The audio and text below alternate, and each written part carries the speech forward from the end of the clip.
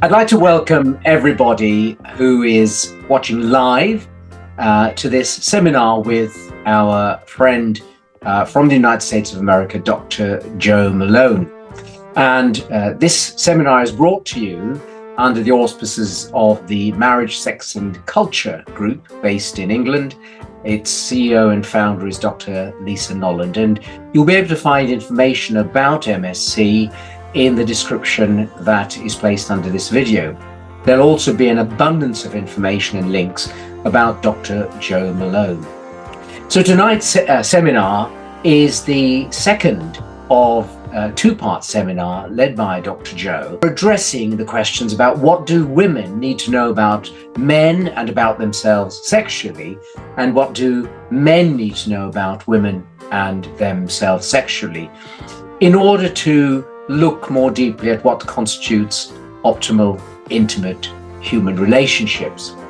Dr. Joe Malone is a physiologist with a Ph.D. in health and human performance, with a minor in neuropsychology and a specialization in women's health and sexual wellness. He has many years' experience teaching both as faculty and as a guest lecturer at several major US universities. I've discovered he's a prolific and widely read author and the producer of substantial, thought-provoking, leading-edge content in the field, some of which will be discussed today. And with Jody, his wife of 40 years, Dr. Joe is the co-author of Battles of the Sexes and the co-founder of the Sexual Integrity and Intelligence Initiative, Sex IQ. There's much more about Dr. Joe, and I'll put information about his different websites in the description so that people can follow up. And I do recommend that all of his links are followed through, because there is a treasure trove of excellent and interesting information. So with that, I'd like to welcome Dr. Joe Malone and to give him the equivalent on the internet of the floor. The floor is yours, Dr. Joe. Thank you, Dr. Abraham. I just wish I could speak as eloquently as you do. That would be that's my Christmas wish, actually, for all the rest of the Christmases. So thank you for that eloquent introduction. And yeah, boy, if I was as good as that sounds, I would really be great. But as you said in your prayer, what I'm hoping for is that God can speak through me, but also through everyone else in our interactions, and we can really hopefully come to some great insights here tonight that maybe none of us had, including myself, before we got together. So thank you again for the opportunity, for the honor. I want to quickly, with your permission, just kind of revamp the highlights of the last time we were together, part one, for anybody that might not have been here. So this is going to be a very quick and short review of it, but I'll try to hit the main takeaways, I guess you'd say. We started out, I think, with a overview, really, of development, of male versus female development. And again, looking at and that we're talking about from in utero to about 25 years old. And what you could look at from this, I've got my notes. I'm going to be working off my notes here today. The main thing that you see is in this male versus female development is that the sex differences and the sex drive differences, particularly, and just, I guess you'd say, male behaviors, typical male behaviors versus typical female behaviors, starts very early. In utero, male babies have adult levels of testosterone, for instance, and that is essentially 20 times more testosterone than a female would have. Females, the default sex, I guess, between the two, because everybody starts as a female, and only the XY chromosome babies end up through their testes, manufacturing those high levels of testosterone. And so I guess the good Lord, knew that it was going to take a lot to change from the female prototype. So both in utero and then right after birth, from birth, it goes actually, the testosterone levels go down at birth, and they come back up to adult levels in a male baby.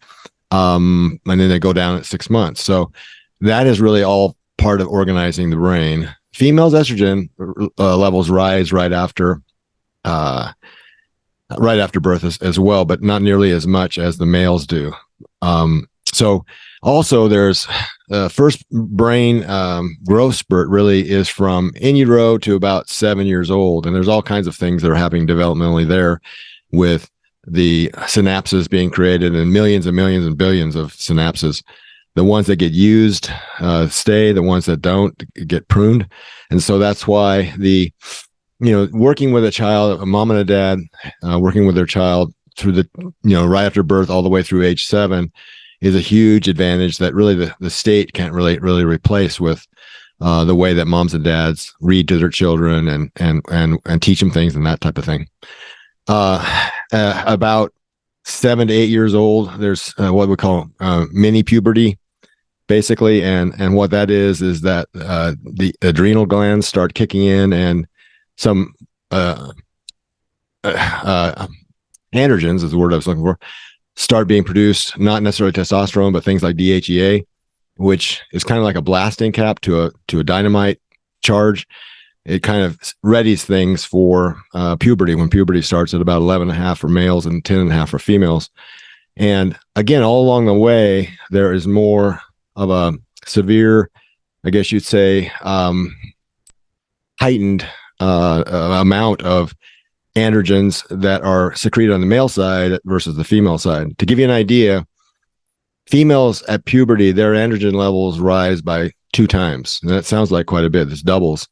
But males rise on average from 10 to 30 times. So when we're looking at male-female development from in utero to puberty, once you hit puberty, there's a huge difference hormonally between males and females.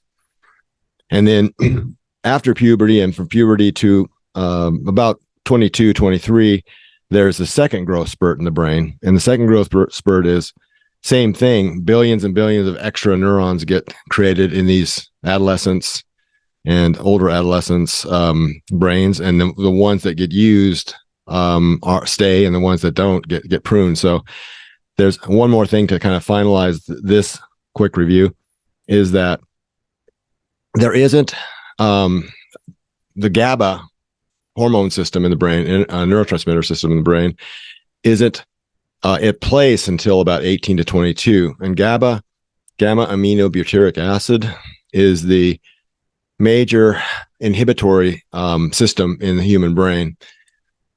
So really, folks think we have to have all the influence on kids, in the K through 12 years, and we need to head them off at the pass as far as sexuality goes, practicing sexuality outside of marriage. And some of that may happen, but really they're best equipped from about 18 to 22, which is typical, college undergraduate age, to be able to form a new worldview, because their GABA system is coming online. And now they have, I guess you'd say, if we were cars, they have a braking system compared to being all basically accelerator or gas pedal, before. So the second growth spurt in that time period from, I'd say, about 16 to about 22 and even 23, 24, because there's different, levels and rates of maturation. That's a crucial time for us speaking into young people's lives as far as helping them to create a great worldview. I think in our case in the United States, some of the leftist side has for many years and decades spoken into that time period as far as the universities go. And I think that's why we see some of the problems we're having today here in the United States.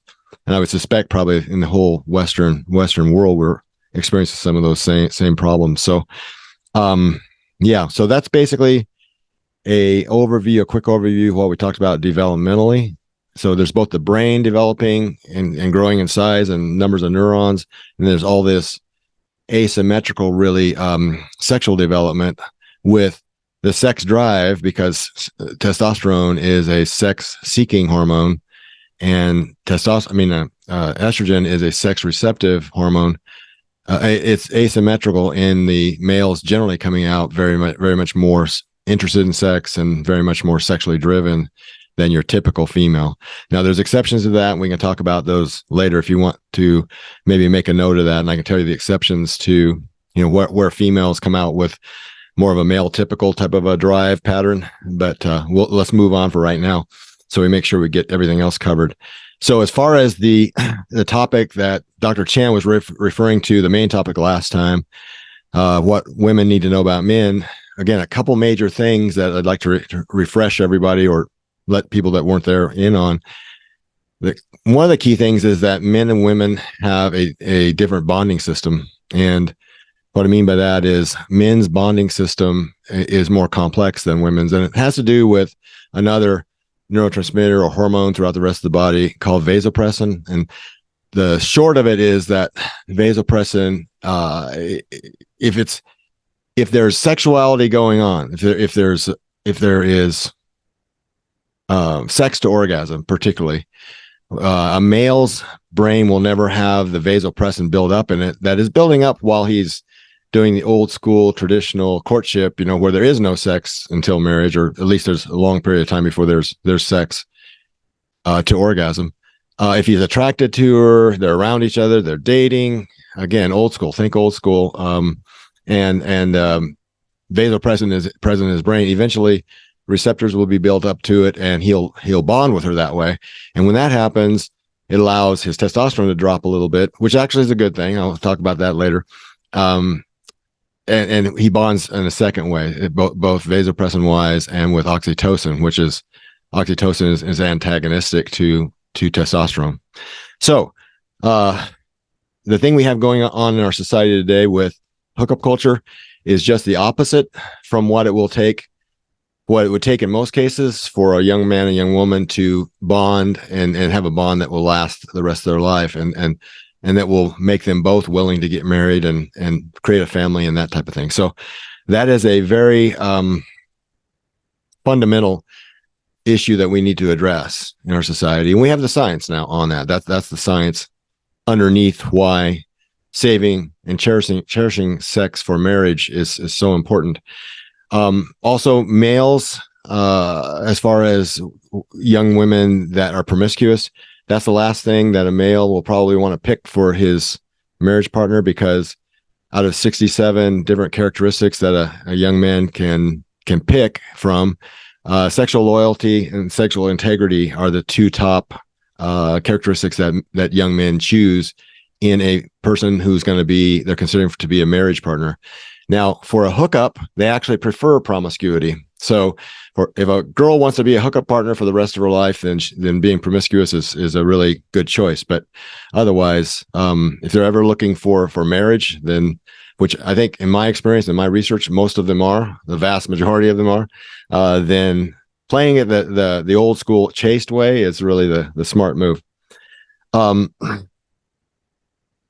It comes down to, the research shows that, and this is a key phrase, I think, for anybody that doesn't have this down, if you're working with young people, the shorter the time to sex in a relationship, the shorter the relationship. The shorter the time to sex in a relationship. So let's say first date versus 3 years later. The shorter the time to sex in a relationship, the shorter the relationship is going to be. That's what the research shows. And I tried to explain this last time, and I spoke in the last month or so to students all over the country. Really, I've been really blessed. God's really been exploding what we're trying to do in a good way, and there's a huge amount of interest in it. But I tried to explain to the young women that I talked to that this isn't really based, the males wanting to be able to have, it seems they want to have this double standard of being able to have as much sex as they want to, but they don't want their potential wife to have any sex. The first part needs to be addressed, obviously, because that's not right. It's not right for either sex to be promiscuous and expect the other one not to be. But his wish for her to be a virgin, if possible, at marriage is based more on insecurity than it is on chauvinism. And the reason for that is, in our history, we've had female choice meaning that the females have done the choosing as far as what's got to happen before sex occurs. And generally, it's not just our species, but if you look on a species level, generally most other species have female choice, where the females dictate to the males who compete for the females what they have to have in order to attain sex. And she's looking for a couple things there. Again, we'll probably repeat this, but she's looking for good genes, obviously. So the good looking, handsome alpha male type guy, fit guy. but even probably more than that, she's looking for somebody who's going to be a good husband and a good father, because, is he going to be there? Does he have the integrity to be there when she's pregnant and, maybe not as attractive as she is right now with the hourglass figure she has right now? On the other hand, and this is where the lack of chauvinism and insecurity comes in. Males of our species always had to live with, paternity, we'll call it uncertainty. They've had to trust, I guess, the female that she has the integrity, the sexual loyalty to actually, that he is actually the father when she becomes pregnant. And there's really no way for him to know that, because she is the only one, because of internal fertilization and gestation, she's the only one that will actually know that. So in both cases, I can get my hands up here, we kind of have been on a balance. And this is, if you look at it scientifically, they would say for about the last 2 million years, we have about a 6 to 7 million year history as a species. But for about the last 2 million years, males and females have had this female choice and paternity certainty balance, that we have balanced out our relationships, our most intimate and our most important relationship, that of a husband and a wife, on. And that's really what's made humanity possible as far as the advancements we've made. More on that later. One last thing I think that's important, that especially females know, is that at every stage of commitment, when a guy gets a girlfriend, his testosterone drops a little bit. When he gets engaged, drops a little bit more. When he gets married, drops substantially more. And then when he has a baby with that woman, his wife, it drops kind of a lot. It drops like by 50%. So, and that seems bad to a lot of these young men. But then I tell them the story that about, in nature, high testosterone that's chronically high testosterone is bad for any creature, because testosterone is an immunosuppressor, where estrogen is an immunoenhancer. So nature, if you want to look at it that way, or God, which is the way that I prefer to look at it, has designed us, not just us, but let's take deer, for example. Deer during the rut, these are the antlers. They're crashing into each other. They're crashing into each other in the fall, and eventually, one wins out. And they have a polygynous mating system by nature. So the one that wins ends up mating with a lot of the females. But what happens after that contest is over, the rut's over, they basically the antlers fall off because their testosterone levels drop. Because again, it's tough to be healthy if you have high chronic testosterone levels. So for us, it also adds into prostate problems, prostate cancer, and that type of thing. So it's actually a good thing. That process I talked about, where a young man gets a girlfriend, then gets engaged, then gets married, then has children, that testosterone level dropping down is actually a very positive thing for his health. And it also is allowing him to bond with his wife, and then his babies, and that type of thing. So there's a design there that is really, really, I think, beautiful if people know about it, and if they give it a chance to do its work. So those are the things I think are major as far as a woman knowing about a man. One other quick thing along the lines of the sex drive differences. Men have 3 areas of their brain. I won't name them right now. It's in the first part 1, but 3 areas of their brain that have to do with sex drive and sexual attraction that are 3 times bigger than in women's brains, and also packed with twice the amount of neurons, and also are sensitive to testosterone levels. I may have mentioned this earlier, but men on average have 20 times more testosterone than women do. So, and then women have one other thing that really lowers their sex drive on average, which is they have 13 times more on average sex hormone binding globulin, SHBG. And so really what we come up with here, again, the takeaway is that we have this huge sex drive, typically on the young males side. Testosterone hits its highest level at 17, and then just gradually, barely starts going down, at age 30. So we got from 17 to 30, we've got this huge testosterone levels in these guys. And then we have a smaller and especially again, time sensitive sex drive in the females. Time sensitive in that it's timed around the middle part of their cycle, the let's say day 8 through about day 14 of their cycle, if they're cycling naturally. So if they're not, if they're on hormonal birth control, then they always feel like they're in the second half of their cycle. So the luteal phase, where they're less sexually driven.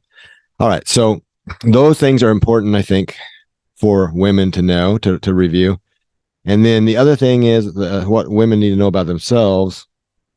Well, in that near that fertile window, particularly, but really anytime, if women are drinking alcohol, it raises their testosterone and doesn't seem to take that much of a dose for it to go up. Of course, that inhibits their frontal cortex, which lowers inhibitions. And again, if it's around that fertile window, that day 8-ish through about day 14 of their cycle, with day 1 being their beginning of the period, day 5 being the end. So basically the second week, then they're going to really be maybe more sexually assertive and aggressive than they would normally.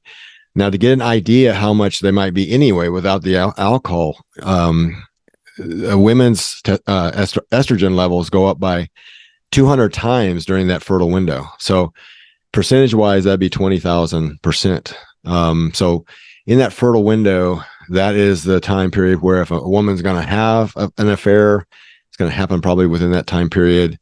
They get very sensitive to the fitness cues during that time period. So it's important for a woman to know about that, and then also know about the effect of alcohol on them. Women's sexual behavior during their younger years, let's say when they're single, maybe, has a huge effect on their lifetime chances of developing cancer, the reproductive cancers. I won't go through the specifics on that, but if you just think of kind of the old school, traditional getting married younger, so you're monogamously pair bonded to somebody, that's good because promiscuity goes out the window then.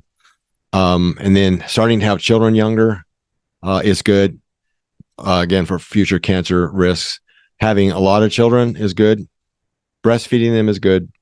All of those things cut down on future reproductive cancer risks for women. Breast cancer, for instance, again, is the number one cancer diagnosis in the world as of December 2020. And again, only 1% of people who get breast cancer are males. So 99% are females.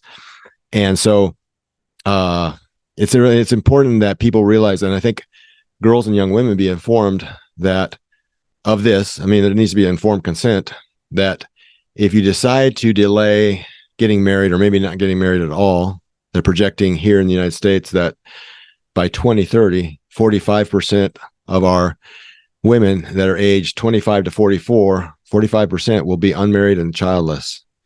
It's important that they know about these things because, again, a woman who has her first baby near age 20, as opposed to the ones that have their baby near age 30, has the younger one has half the chance of having breast cancer in her lifetime. Also, a statistic that I think that all girls and young women should know: women who have 10 or more sexual partners, lifetime sexual partners, have a 91% higher risk of cancers of all types than one who has one partner over their lifetime.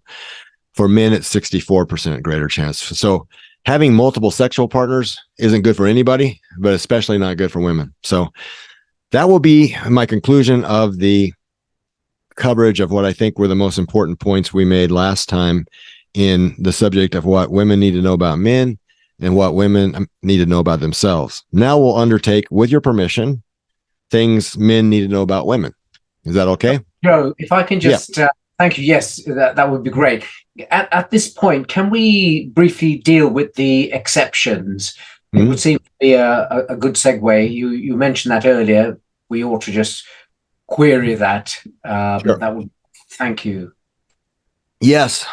Thank you, Dr. Shen, because this is an important point to make, because people that listen to this, and again, these are like high majorities, like 80%, I'm talking about 80% of women will have the tendency to want to pair bond and get married and have a family, but there's around 20%, probably 15 to 20%, probably less than that aren't necessarily interested in that. They're more interested in the hookup culture and that type of thing. And what the research is showing really on that and all of these different sexual orientations, for the most part, that I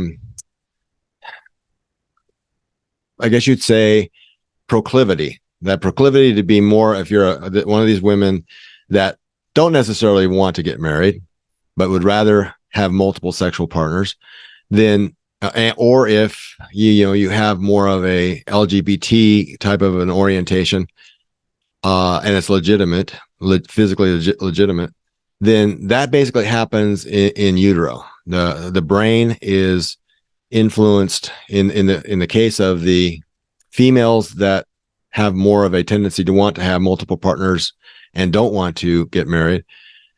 They have a tendency to be exposed to higher levels of testosterone, just like the baby boys would, just naturally being exposed to the higher testosterone. Now, there's various reasons that happens. One is CAH, congenital adrenal hyperplasia.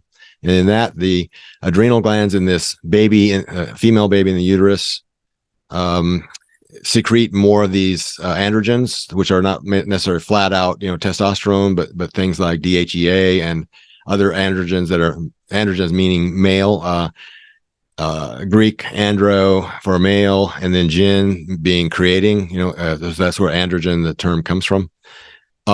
They're exposed to more of that, and there's different variations. I could give you a lot of other examples that kind of show this. Well, I'll do this. The complete androgen insensitivity syndrome kind of really showcases what in utero the exposures are to testosterone or not cause. A baby with complete androgen insensitivity syndrome, CAIS. You can look that up if you want to, later. And I think you'll get a lot of research on it. But these babies are born and they look just like a female. Everybody thinks they're a female. And again, this is extremely rare. We only have this in, let's see, 1 in 50,000 that this happens. So what happens is they're born as an XY chromosome baby, and they have testes like every other little baby boy in utero does, and they're secreting testosterone, but their body, for whatever reason, is insensitive to it. The cells are insensitive, so they get born looking like a baby girl. They have a vagina, just for all outward purposes, they're a baby girl, and they're raised that way. When they get to puberty, though, they don't start having a period. And of course, that causes some, consternation eventually, and some exams. And eventually, they realize that when she's examined, she's scanned, what they think is her.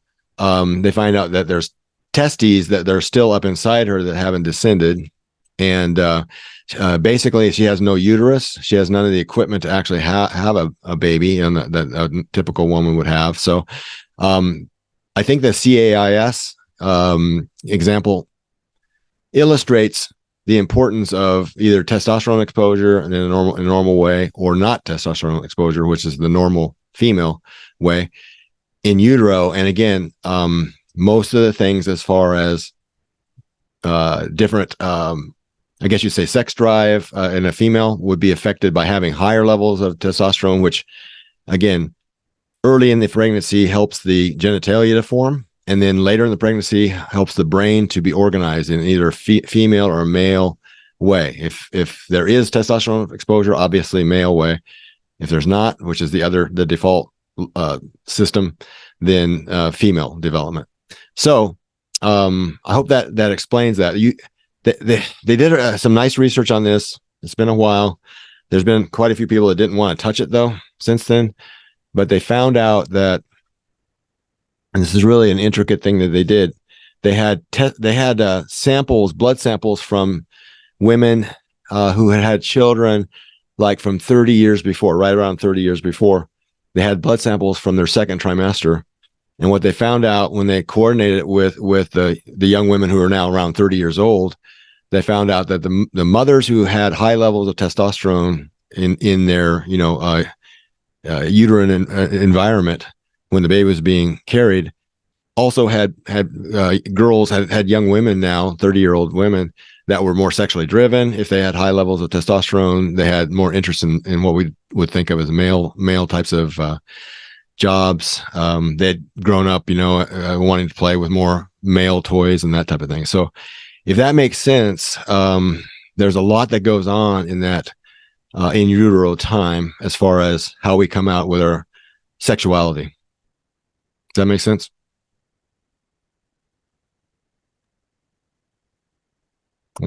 I'm not sure if you can hear me. Yeah, no, that's, I think I'm certainly mulling that over. You covered a lot there. I don't want us to go off track. Yeah. It's, I think, I'd want to come back on this in part 3 Okay. because it does have an impact on the work of the Marriage, Sex and Culture group, actually, which is one of its key areas of interest is what's going on within the lesbian, gay, bisexual, and transgender community, and the reliance that some in those communities place on being born with those proclivities.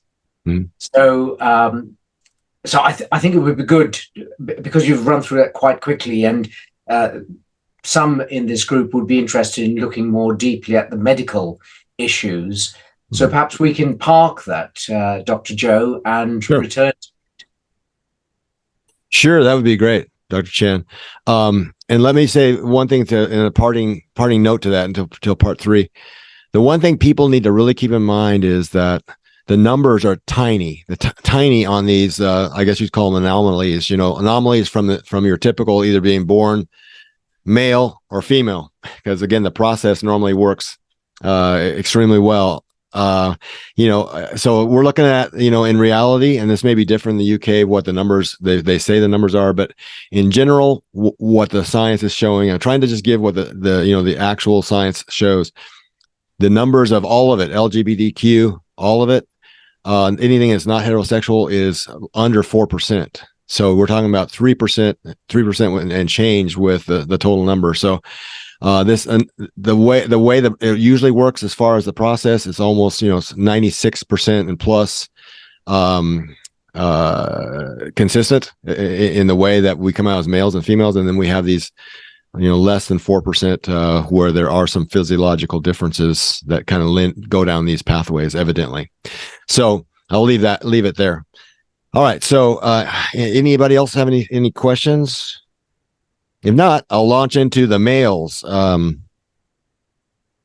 What men need to know about women. And some of these are going to be very, intuitive, that type of thing. But when I address these, with the students across the United States, these days, a lot of them this isn't familiar to them. So let me just run through this. And again, a lot of it's because of the way the brains are formed so differently and the difference in the hormones and that type of thing. Women, things men need to know about women. Women often tie emotion and desire intimacy in order to bond. They tie it to sex. Romance and romantic settings are important to women. And I've tried to coach these young men to tell them that, hey, this is something you might not pay much attention to, but they're paying attention to it. So if you want to catch that great one, then you better do the things that they are looking for. I've addressed this earlier, but women use a dual purpose mate selection process. They're looking for good genes for the father of children, as well as a man that displays the character that assures them that they will be a good father and be there for the family, for the couple's creating for the long run. Related, and this is another one that's been tough for the guys, young men, to catch on to, because they have such a tendency, because of the way the brains are built differently, to be very visually interested in how this girl looks. Is she hot, physically and all of that. And there's good reasons for that. I mean, we can go into this maybe on part 3 too, if you want, but there's reasons an hourglass figure is so attractive, for one thing, to men. And it has to do with, reproductive capability and all that. Of course, they don't think that, they don't realize that. It's just kind of burned into our unconscious, in men's unconsciousness. So relatedly, women are interested not only in looks, but whether a man is intelligent, kind, has a good sense of humor, and generally a good personality. So really women have a tendency to look at men, and again, this is the 80% that I'm talking about that want to get married. They have a tendency to look at men holistically, and they're interested in the whole person rather than looking at just kind of the surface characteristics, the body, the face, all of that type of stuff, the kind of superficial things. This next one I think is really important for all of us to know.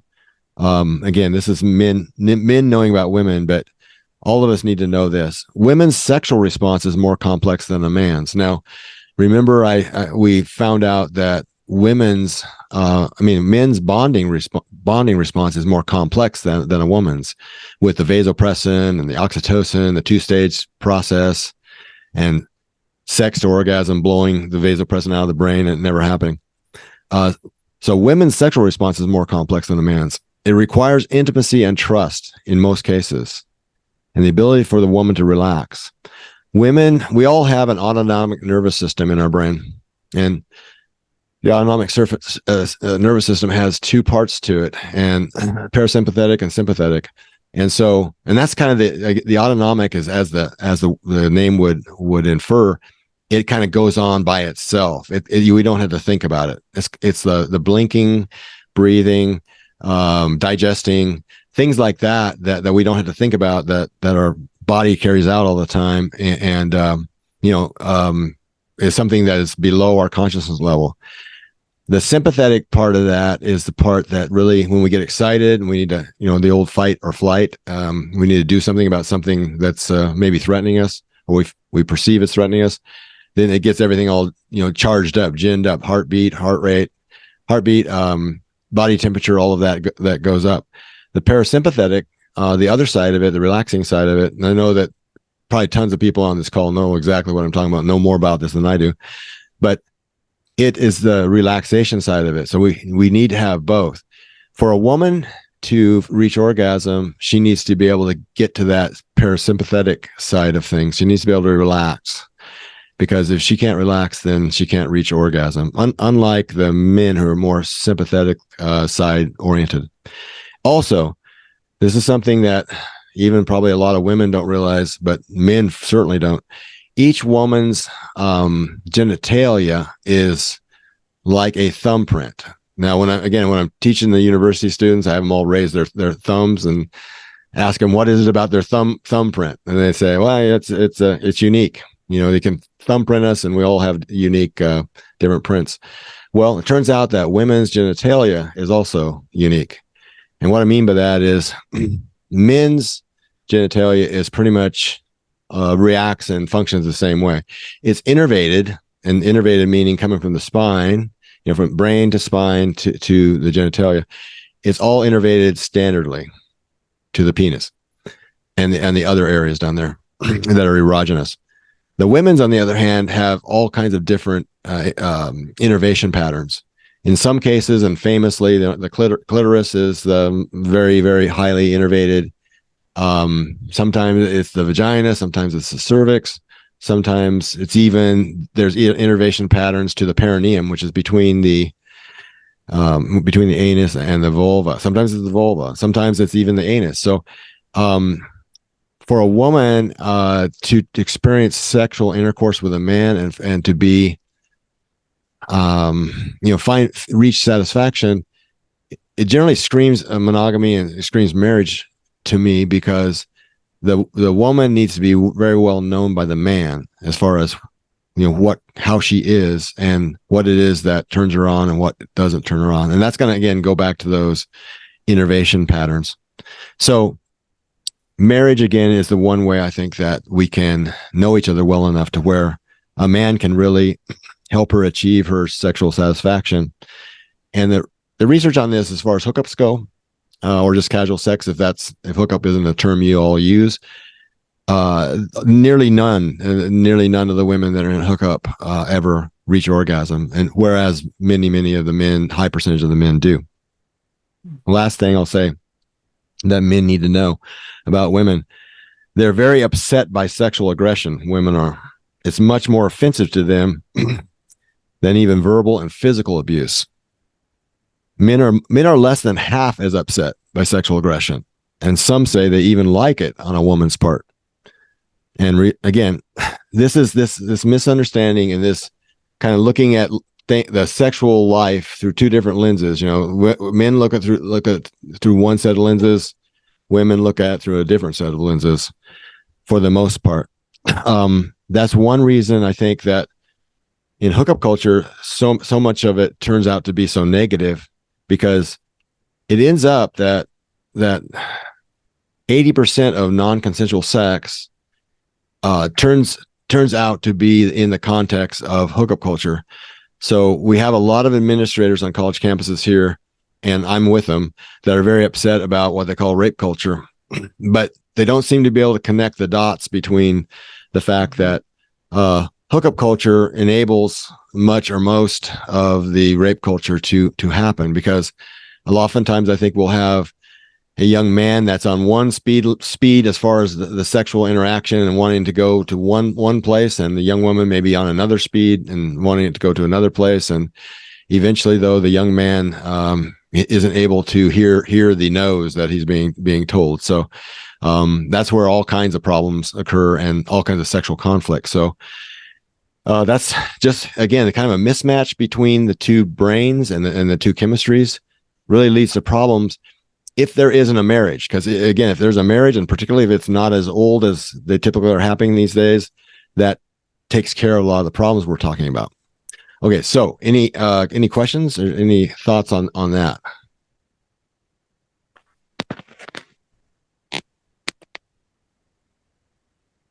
If not, I'll move on to what men need to know about themselves.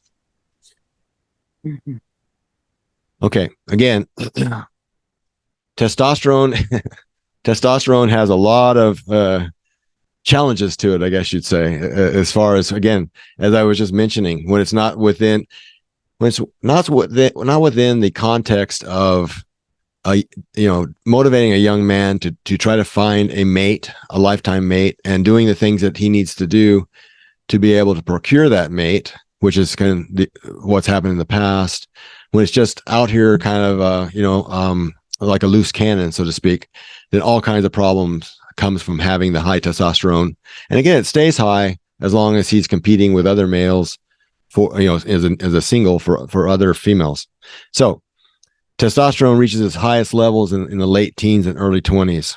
And by the way, women's sex drive doesn't, as you probably know, doesn't reach its height until late 20s and early 30s. So again, we've got a lot of mismatches going on around here. I've named this the testosterone trap. And during this adolescent and emerging, I call male danger zone, young men have a much higher chance of death by all causes than young women. And again, these are round numbers. It's a little less than 4 in each case, but I'm going to round it up from a high 3 to 4. They have about a 4 times greater chance in this, let's say, 15 to 25-year-old range. Okay, so again, they've gone through puberty. They've got this high level of testosterone. They don't have much prefrontal cortex yet to, try to hold it down. They don't have the GABA system, gamma-aminobutyric acid, the inhibitory system in their brain. So a lot of bad things happen along the way here. But they have a 4 times greater chance of dying. Get my 4 up here. 4 times greater chance of dying from homicide, suicide, drug overdoses, and car wrecks than a female in the same age group. I'll say that again. Because of this situation with the testosterone, I call it the testosterone trap or the male danger zone. I guess the testosterone trap really leads to the male danger zone.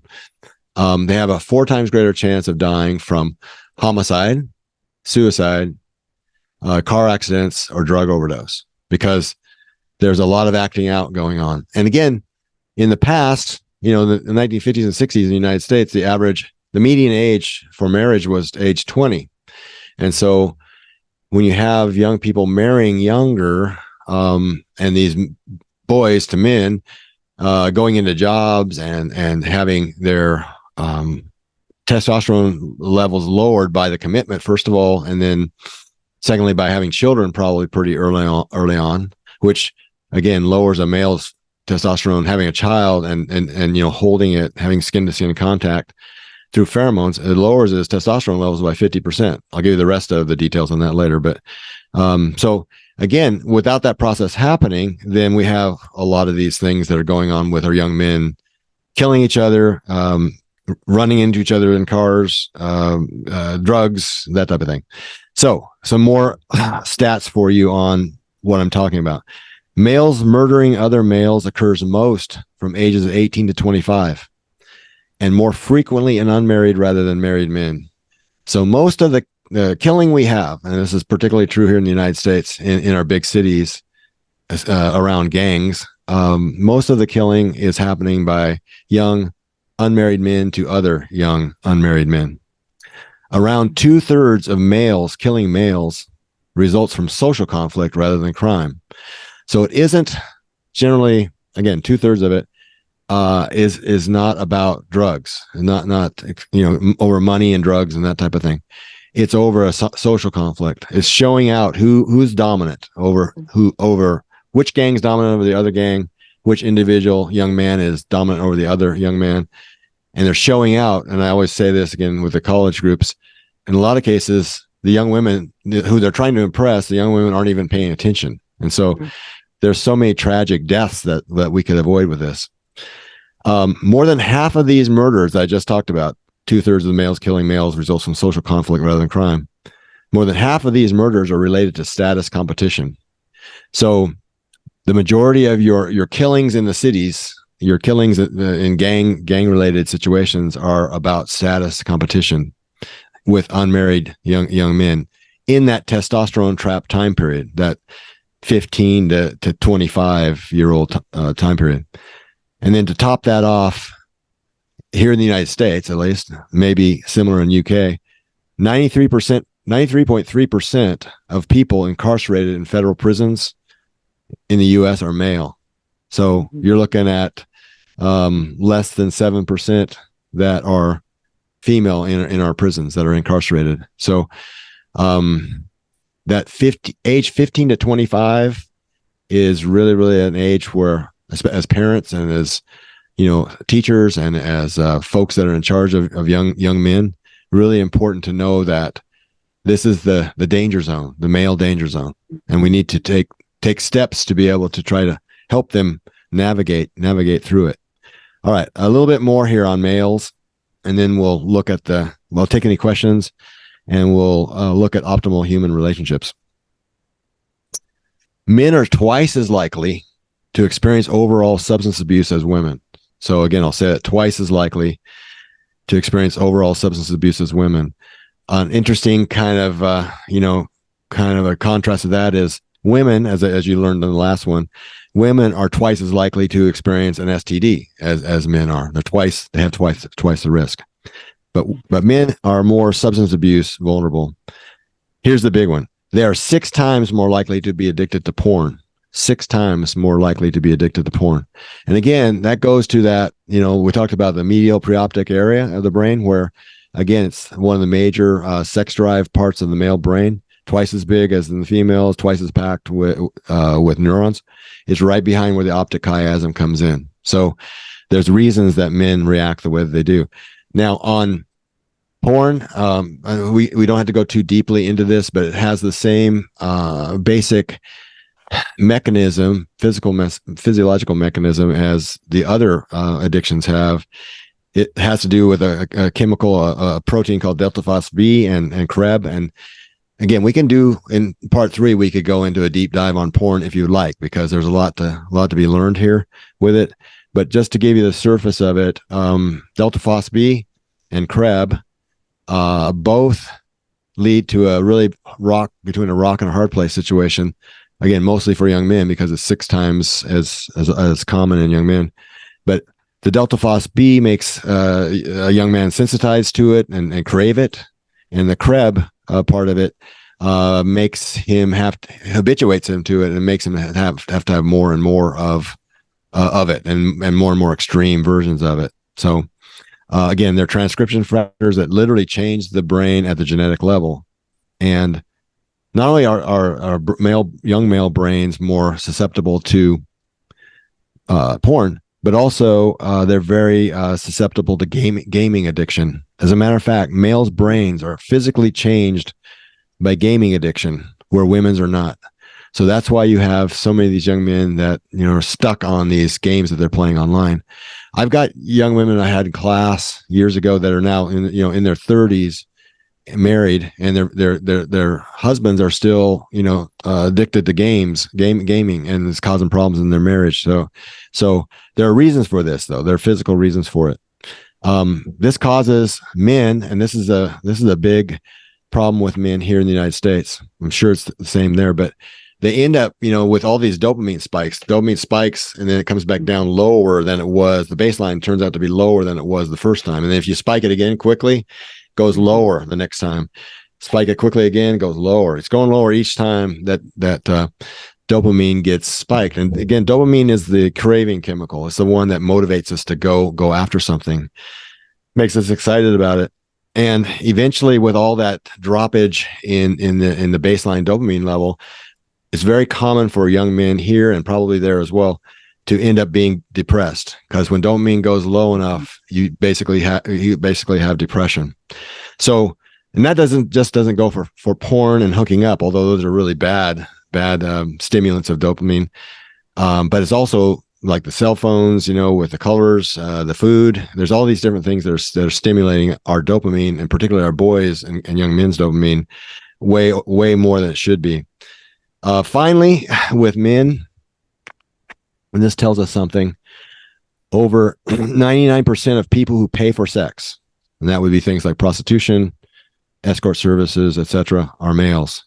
Over 99% of people who pay for sex are males. So again, that goes back to the differences that start in the brain even before birth, with the testosterone levels, etc. Mm-hmm. Hello, Mandy.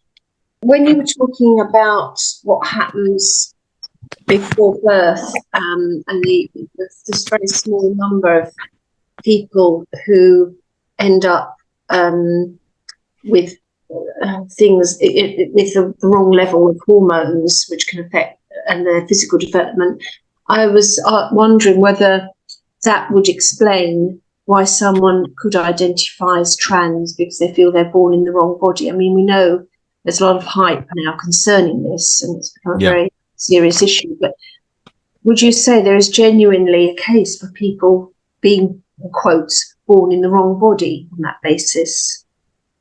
That's a great question, and probably the most popular question that I deal with these days. So thanks for asking it. Yes, and real quickly, again, this could be, we can go into depth on this in part 3 if you'd like, but the science on that, again, the numbers are really small, and I want everybody to keep remembering that. The numbers that what I'm going to describe happens legitimately, and it isn't some kind of social contagion where they're told to think this way. The numbers for a male to female, which is more common, transgender physiological process, is 1 in 10,000 births. The other way, from female to male, is more rare. It's 1 in 30,000 births. So you could say that's about a 1 in 20,000 for this physical process I'm going to describe happening. So it's very anomalous. Okay, that's what everybody needs to keep in mind. But the process appears to be, and they don't know scientifically, we don't know why this happens in these very, very extremely rare cases. But during a woman's pregnancy, for whatever reason, there'll be, let's say it's an XY chromosome and baby, and the testes develop and the genitalia develop as male. And then that's early in the pregnancy, the first trimester. Second and third trimester, something happens in that chemical environment in utero, and there isn't the testosterone present anymore. And so the baby's brain remains as a female prototype. So it has male genitalia, but female brain organization. So that, again, that's the more common type. But again, that only happens in 1 in 10,000 cases. And sometimes they have the female genitalia, again, develop, and then they won't have the female. They'll have testosterone later in the 2 trimesters later, and the brain will develop in a male organized type. And the brains develop that way. They're organized that way in utero, and then when that's kind of that small and they're reinforced actually. Generally, the males have that high level of testosterone from birth to 6 months, and the females have a somewhat high level of estrogen, higher level from birth to 6 months. So there's some reinforcement there on the male and female. But when they get to puberty and they get those gigantic, loads of either testosterone or estrogen, that's when the brain is organized in the male or female way. It gets activated. And really put into motion as far as them really displaying, male and female sexual behavior. So did I answer your question? So that's the process. Is there's a change from the first trimester through the second and third trimester where the hormonal milieu that's in the womb changes from one to the other. And what we don't know scientifically yet is why that happens in these rare, very rare cases. But we all need to keep in mind that these are all very rare. I mean, let me just give you the stats. Intersex, where a baby is born with both male and female, kind of ambiguous genitalia, that's 1 in 5,000. I mentioned the male to female transgender, 1 in 10,000. Female to male transgender, 1 in 30,000. I mentioned earlier congenital adrenal hyperplasia, where the baby girl has more exposure to testosterone than she would normally. That's 1 in 15,000. And then the complete androgen insensitivity syndrome, CAIS, is 1 in 50,000. So the main, I think, take home from this is that it appears to happen in reality, but it's extremely rare. And, here in the United States, where we have high schools, where we have 10 students that say they're transgender in a 2,000 student high school. Well, you would actually need 10 2,000 student high schools to have one, but they're saying we have 10 in one high school. So the reality is a tiny amount, and then the social contagion is a huge amount. So that's what the research is showing. Mm-hmm. But thank you. Sorry, can I come in here, Joe? Sure. Yeah. Okay. So I work with the IFTCC, which has done a lot of research on this, and they very much say no one is born gay, just like like in terms of the identical twins. If one identical twin is gay, almost never is automatically the other identical twin gay. Same with the trans. Right. If one identical twin is trans, most of the time the other identical twin isn't. But definitely these folks need. So what I'm hearing, certainly from the IFTCC approach, is it is about. Yes, of course I will. Thanks. That it is an intersex condition. And it is a biological thing. See, what you're talking about isn't what we are looking at in the UK with trans. It's a very different kind of thing. But yes, we can come back to that. But I think it's real. See, in this country, trans is just a complete scourge. Anyway, I won't even start. But anyway, thank you. Yeah. But it would be interesting to have another, but I think the biological thing is really important to separate that from the social contagion and the etc. But anyway, sorry, sir. Gary, please. Please. Now, Gary does tons on porn. Please, Gary, say your question, and then hopefully Dr. Joe can help. Thank you, Dr. Lisa. And Gary, it's great to see you. Good to see you, Dr. Joe. Thank you very much.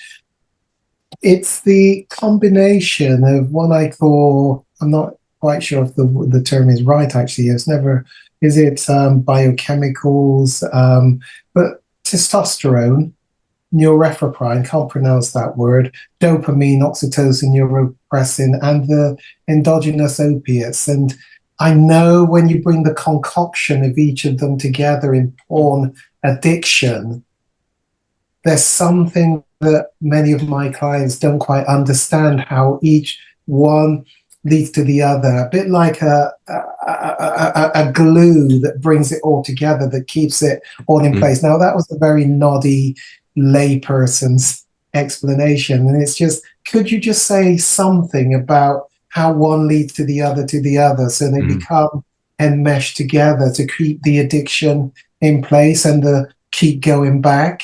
Does that make sense? Yeah.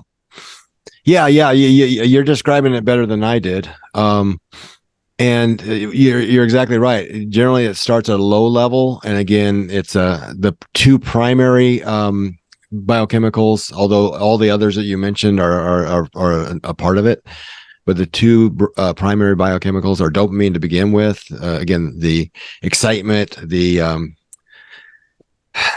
anticipation, and that type of thing, and then the classic thing that happens, of course, is viewing porn and masturbating to porn, I guess would be the way to put it.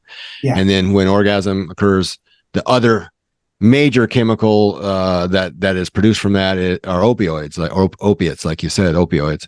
So that's the major reward chemical. But there's all those other things along the way. Again, you mentioned serotonin, oxytocin, and some others. Now, what you mentioned as far as the buildup, along with the biochemicals that you mentioned, I would also throw in, and you may have already done this, but norepinephrine or noradrenaline, in different terms in different countries, adrenaline, that type of thing, are really raised by, as usually a young man, but not always these days, a young man goes along in his addiction, his porn addiction, he'll have to seek, because of this downregulation that's happening with Krebs, really, and the downregulation of his dopamine receptors, going to have to seek more extreme versions of porn, and oftentimes that includes violence and things that would kind of scare you, if you're in your right rational mind.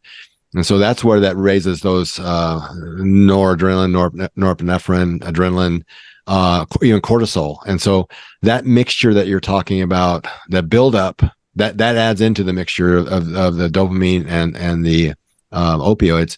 And so you kind of get a bigger and bigger ball of different chemicals that need to be there, and stimulation, a type of stimulation that needs to be there. And again, it's usually increasing. It's increasing in depravity, I guess you'd say, and oftentimes violence. So what you speak to is, I think, the typical pathway of a porn addict, in that it may start out with just, again, the old days, Playboy magazine or something like that.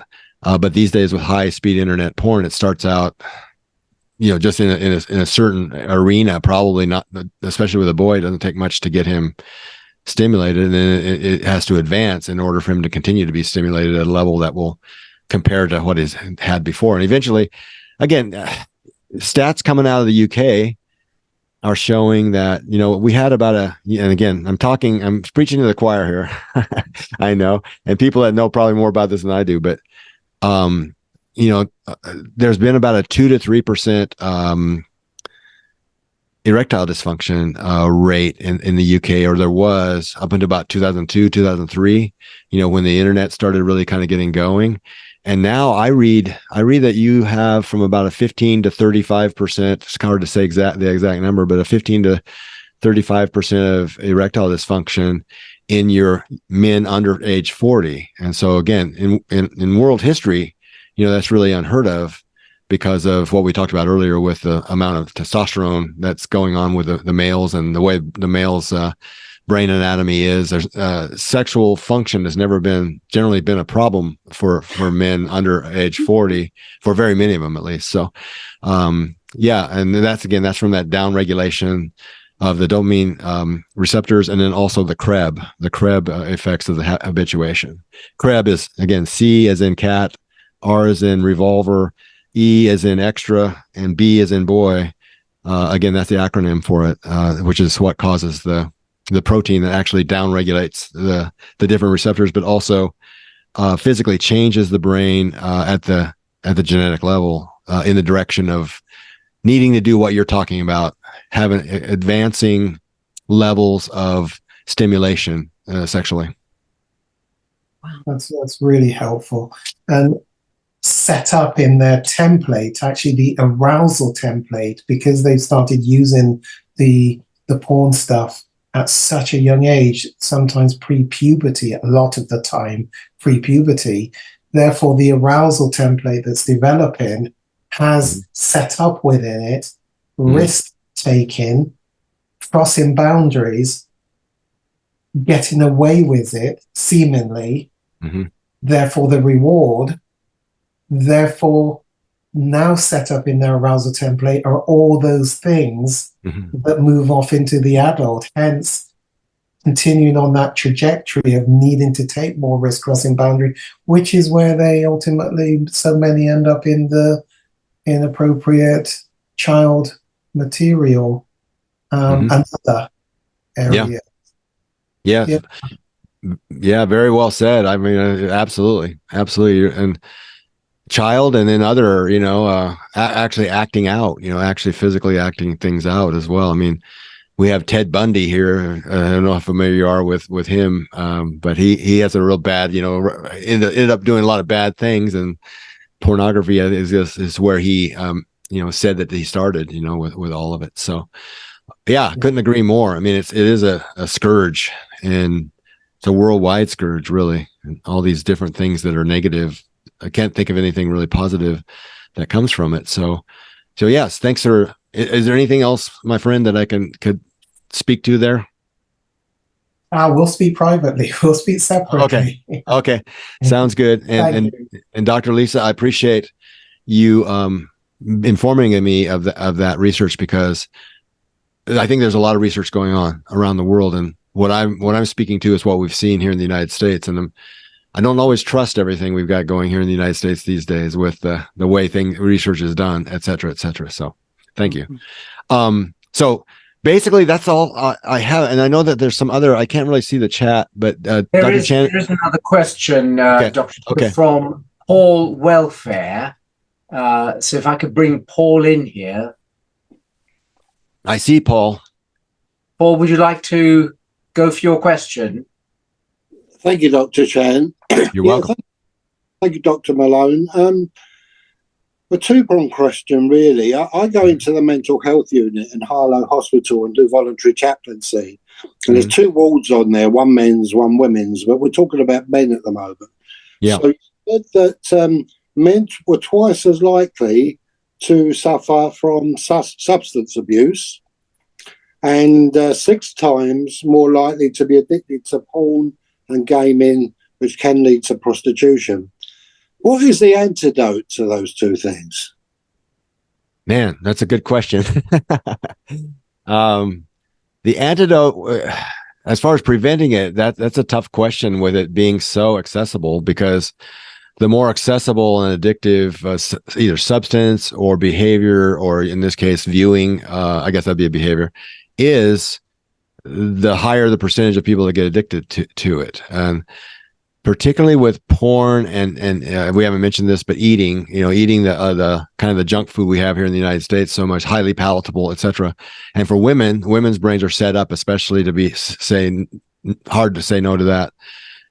With both porn, again, let's just say sex, and with eating, nutrition, food, I guess, because our ancestors, when they had lots of food available, they would binge on it, and that was a survival mechanism that allowed them to survive in some cases.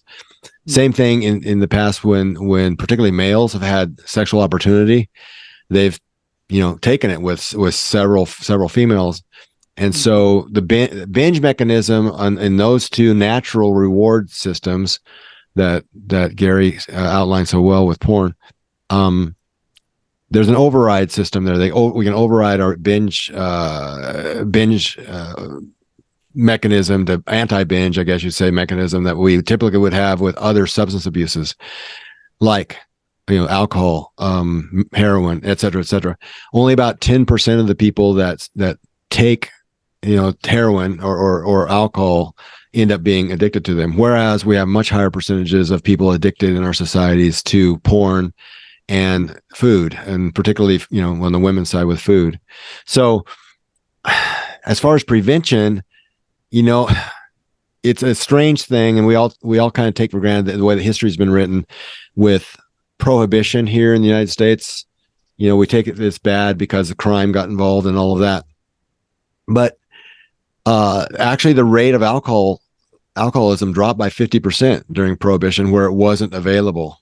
it wasn't available very easily, not without paying more for it as well, and maybe having to do something criminal to get it. So the first thing that would jump to mind is try to restrict access to these things going in, and try to educate maybe as well against it as the young people are before they get to it, that type of thing. So, but again, with it being so readily available and our society gradually getting to the point where we seem to think that this is all okay, and particularly for our kids, we're really in a bad position with all of this. So a lot of it appears to be on the backside of actually after they actually have the addiction. You got to try to help them to recover from the addiction. So it's a tough one. It's a quandary, really, I would say. So, but if we have, I may have mentioned this last time,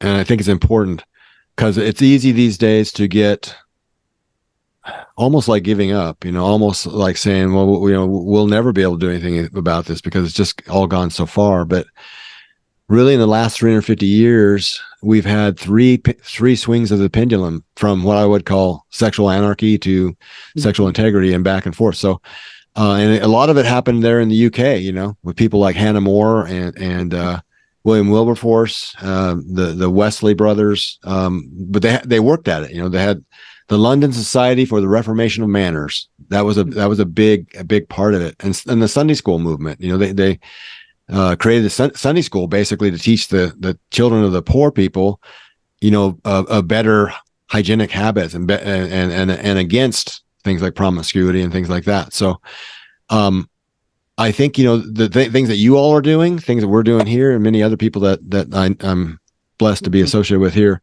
we all just have to keep doing them and keep the faith, because it does have a tendency to cycle. It's not linear. Change in history isn't linear. It's definitely cyclical. So, and we've been in this sexual anarchy cycle for a long time, and I think we're due. It's heading back the other way. I think things are getting better here in the U.S. And for one thing, having our Representative Johnson, be the Speaker of the House, there's steps in the right direction happening here. So, so I think good things are on the horizon. But to answer your question, Mr. Paul Welfare, it's a difficult uphill battle, but I think we can do it. You see, I agree with you.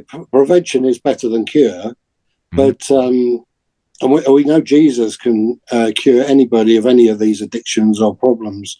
But what I'm interested in really is what I can say to men that are well down these paths, and what I can say to them that will bring them out of it, will stop them or cure them or something, to give them no sort of hope. Yeah, I think just a continual, encouragement to them, and continual speaking hope to them, and speaking what you just said. A lot of people are hesitant to use the name of Jesus these days, especially, but I think, it will always have power in it. And maybe, if there's Bible verses that might be appropriate, I wouldn't be hesitant to bring those to fore, because in my life, and I just had a meeting with one of them yesterday, there's people that I look back in my life that played college football with me. I played Division I college football here, and I would never have thought that they could ever be anything but just a wild hooligan, swearing, worst swearing you can imagine.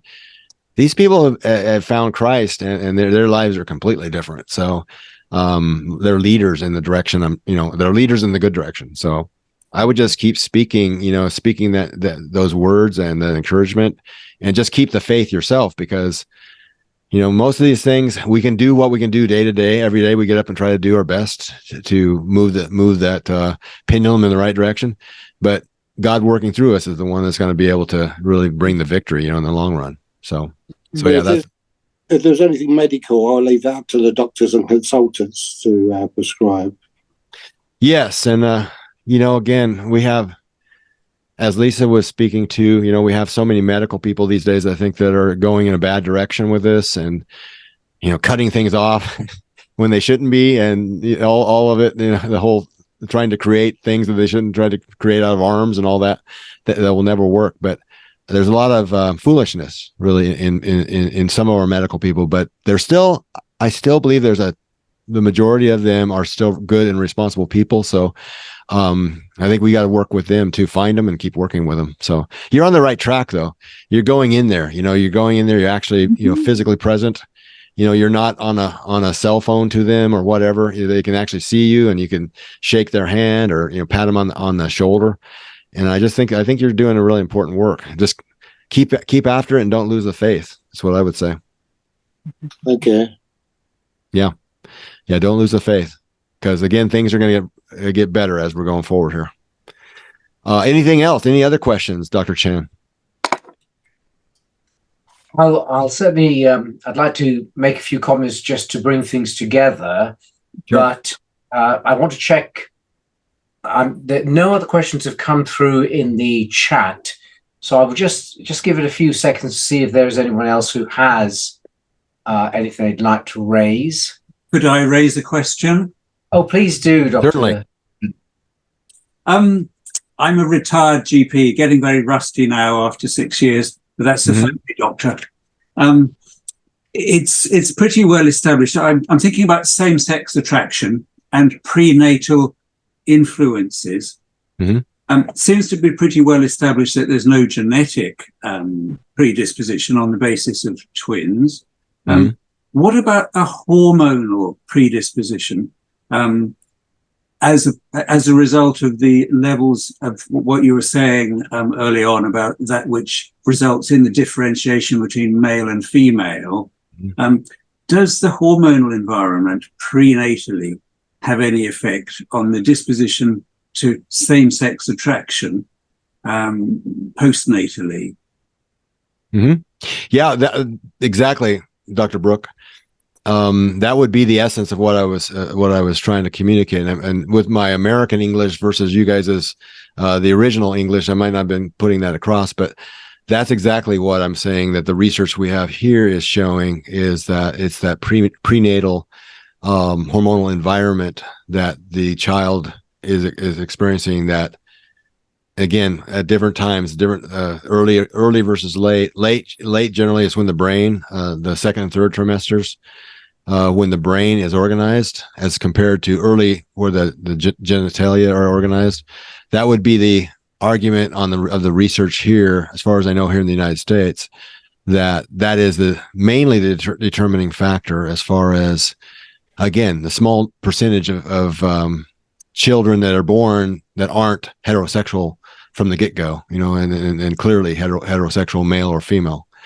So what you're saying there, what you're describing would be the theory that United States researchers would be primarily going off of now. And the point that you've made, Dr. Joe, is it's under 4%. That's the big point I try to make. All of it, LGBTQ and anything else you can throw in there. In reality, physiologically, this is not counting, like Dr. Lisa was saying, the huge social contagion we got going on. But in the reality is that it's a very small minority, a very small percentage of our total population. And we, as you guys are saying, we spend so much time paying attention to it these days. And the 96+%, it hardly gets any attention these days, as far as all the problems that the heterosexuals are having, and all the issues that they have between each other. So yes, you guys are right on with it. Other questions? Go ahead. I was going to say, I think that what this points to is that within the structure of humanity, within the Creator's blueprint, although there's been a degree of corruption, the power of being created in the image of God is resilient, to the tune of 96% of folk being in the normal pattern of male and female, created he them.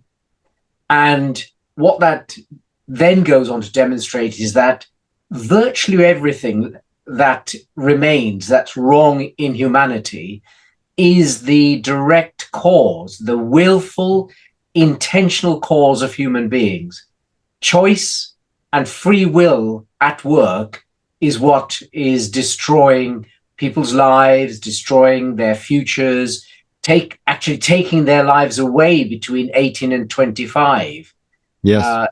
The situation in, for example, in Brooklyn, New York, characterized by Nicky Cruz and the gangs there in the early 60s, and Pat Boone's work, not Pat Boone, David Wilkerson, was relatively small compared to what it is now.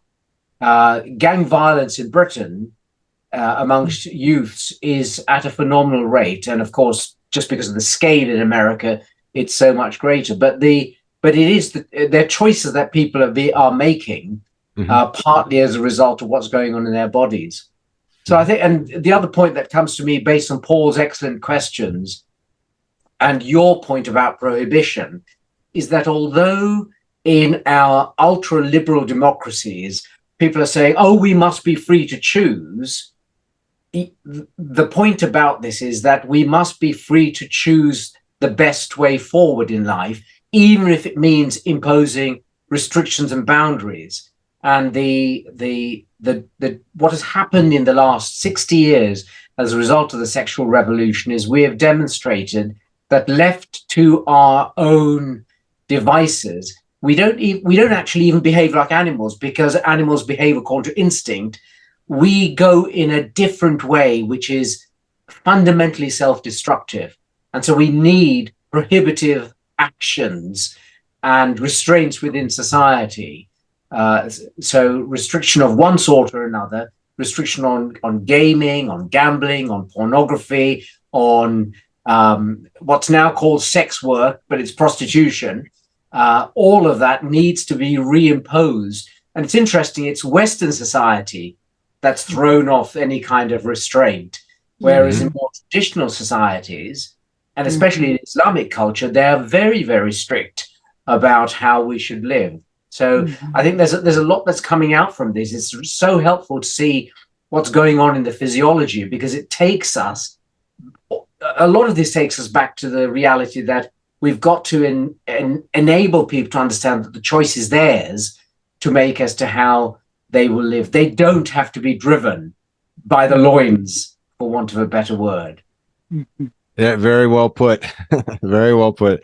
And I would just add to what you said so well there, that we could look at it as guardrails. Here in the United States, we have lots of high mountainous roads, and like when you're driving through the Rockies, you're 1,000 feet over the floor of the canyon next to you, and that guardrail is helpful as far as making sure your car doesn't end up going on down there.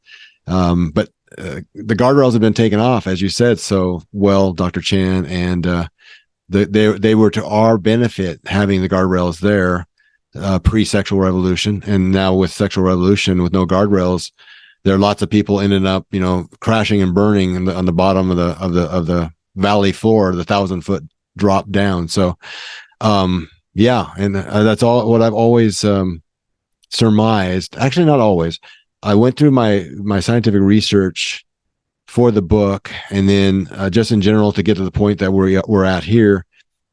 And before we wrote the book, which would be about 10 years at the start and back from here, I really said to myself, whatever the research shows, and I'm going to go for the actual research, the actual, empirical, especially natural science-based research, whatever it shows, whether it be polyamory or whether it be monogamy, I'm going to honestly write it in the book, and then also going to honestly teach it wherever I get a chance to teach. So you can rest assured that as a physiologist, and I came into that research as a physiologist, that what the Bible prescribes, the guardrails that we're talking about, that you were talking about as far as the prohibitions, they all are very, very accurate as far as the things that will lead to our optimal functioning and really human thriving. Human thriving is brought about by having those guardrails and by having those, in our case, biblical prescriptions. But even you mentioned, the Islamic religion, even in their religion with the guardrails they've put on, they also lead to good outcomes versus the sexual anarchy and just general anarchy we have going on in our society. So I think all people that are in conservative religions these days, I believe, can see these same things and probably agree on them as far as, the type of course change we need to take. So. Thank you very much, Dr. Joe. We now are at 8:30, which is in fact the concluding time for this seminar. And I would like to thank you on behalf of everyone who is here, who's attended live. It's been a very valuable time. And I'd like to thank all of those who have contributed their thoughts and their questions. We will make this available in due course on a video so that we can go back over this. Dr. Joe presents a great deal of information, very skillfully and masterfully presented to us. And I know we will be wanting to go back over it. And many of you will have been taking notes. I have no doubt about that as we've gone through. So there will be the opportunity for you to review this with the video. So, Dr. Joe Malone, can I, on behalf of everyone who has attended and all those who will benefit from this in the future, thank you so much for being here with us all the way from across the miles. We greatly appreciate it. And also for your perseverance and faithfulness to the subject and for your diligent research. It is greatly appreciated because we know that none of this comes about as a result of anything other than very hard work. And in your case, as in the case of so many people today, it's also in the face of a great deal of rejection and contention from those who, for whatever reason, do not want to participate in the truth. But we are hoping, and we're in faith with a capital F, that as we come towards the end of 2023 and in 2024, which in the US and in the UK will be a significant year, certainly politically, but we believe in many other respects as well, where we're in faith and we're all activists in one form or another to seek to bring about change by acting today for a better future for our children and grandchildren.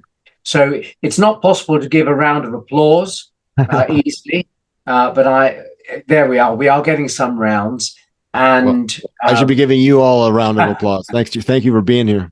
So once again, thank you, Dr. Joe Malone, and we pray God's richest blessing on you and on Jody and all of your wider family, on your work in ministry.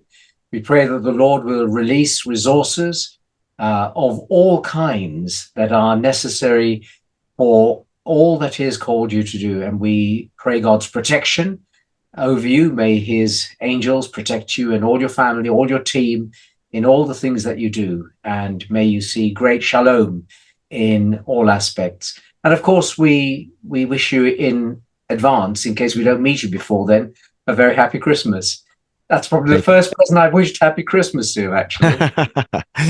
Well, we're looking forward to it here. So, and I think we have Thanksgiving where you guys don't have Thanksgiving. It's coming up this week, but yeah, I really love the opportunity to speak with you. I'm very humbly grateful to be able to speak to everybody that's on the call, and I appreciate how much brain power that all of you have and how much experience you have in all these different areas. So we're all colleagues on this. And like I said, I learn from you all as much as you learn from me. Well, thank you once again. And so at this point, we will close this seminar. It's part 2, but it does feel as though part 3 will be one for 2024.